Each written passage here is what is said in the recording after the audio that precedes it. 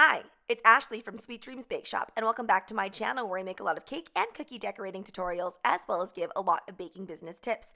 And if you guys have been keeping up with my channel, you know that I am now back to taking orders, and it means that I have a lot more to talk about again.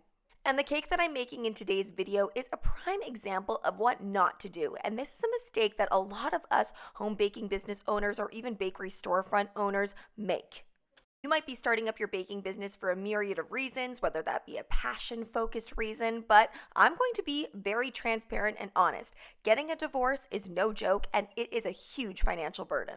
And as an educator in Canada, there is a cap that you hit once you work a certain amount of years, and I have hit that cap. So I really can honestly only make so much money from my singular income. So what is a mom to do? You pivot and you figure it out. And no, I did not come here just to trauma dump on you. There is a reason that I am saying all of this stuff about money and finances. Because let's be real here. We open up a baking business so that we can make money. And it's always great when you can make money doing something that you absolutely love as well. However, sometimes when money becomes the focus of starting your baking business, that's when you can run into a little trouble. Now, don't get me wrong, I do think that staying money conscious and making sure that you're really looking at your finances and what you're putting your money into when you're first starting an investment into a baking business is important. But here is the mistake that you want to avoid.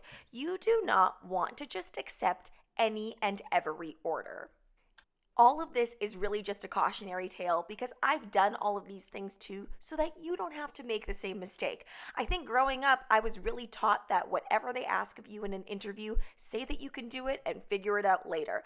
But the truth is, this is a different time, and we have to learn boundaries. And more important than boundaries, we have to learn about our own personal limitations. Now, this is actually twofold. The first reason is because if you can't actually do something properly and do something well, and you overpromise that to your customer, inevitably, you're going to get an angry customer.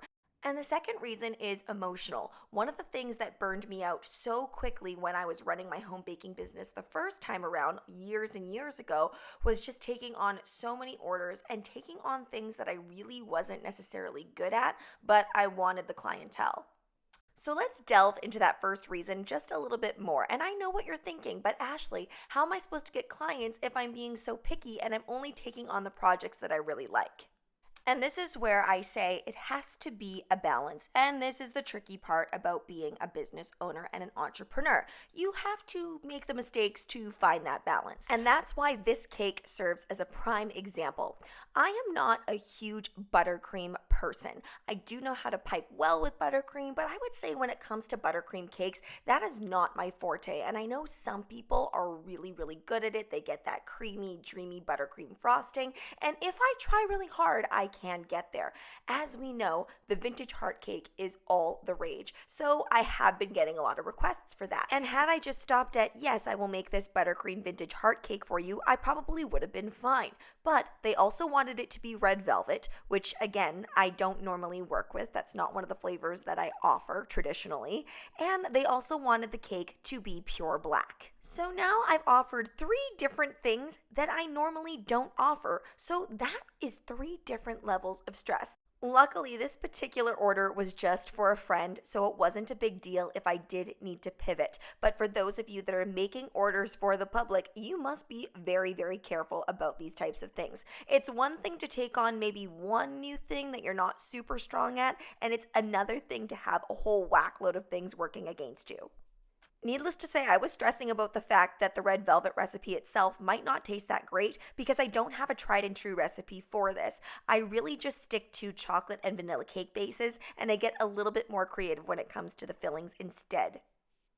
But my friends, sometimes offering less is more. It's like when you go to a fancy restaurant. When you see less items on the menu, you know the likelihood of it tasting better and being more well executed is a lot higher than if there's like 100 things on the menu.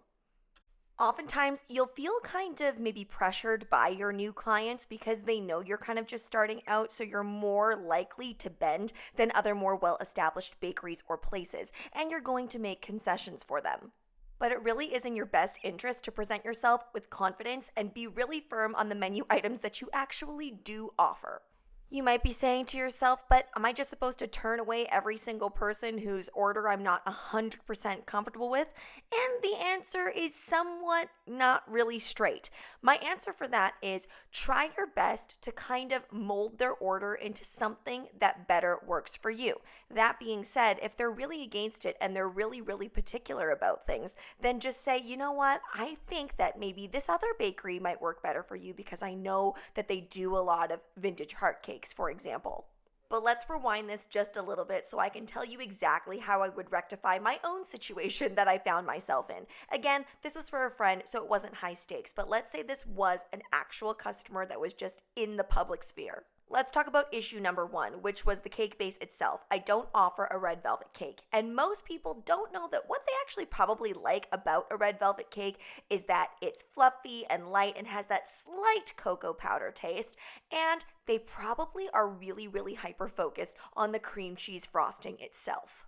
So if they are the type that can be persuaded or guided in a different direction, I would definitely say they should go for something like maybe a marbled cake or a chocolate cake with a cream cheese frosting or filling instead. The cake-based choice could also just have been because they like that red look on the inside, which again, I could inform them that we could just do a vanilla cake and dye it red. I have done black buttercream cakes in the past and black buttercream cupcakes, but this one by far was such a disaster because I didn't have any more black cocoa powder on hand, which is what I usually use as my base so that I don't have to overuse a lot of black food dye. But in general, I do try to steer people away from a fully black buttercream cake. It's a little bit different when there's like a mix of black ganache in there and some buttercream, but when it's fully buttercream, I really do try to steer people away. That being said, just be upfront with your clients if they ask for this and let them know that it does dye everything. So personally, those two problems were my biggest issues, but actually making the vintage cake itself and piping that wasn't as big of a problem. Though I must say, my heart was not looking as good as it could. I tried to use this heart hack. It really wasn't awesome. But I understand the desperation of trying to get your name out there, trying to blow up a little bit on social media, and you have to accept orders to put things into your portfolio, so I completely get that. But honestly, doing some of the work for free is actually more beneficial because you get more creative control and way less stress. The thing that I want you to remember most is saying no to the wrong order or sometimes the wrong customer, if I'm being real with you, is making room for the right customers and the right orders. Thanks so much for watching, guys, and truly, I'm going through such a challenging time in my life right now, so any support, liking the video, commenting on the video, sharing my videos, it all helps. See you in the next one. Bye!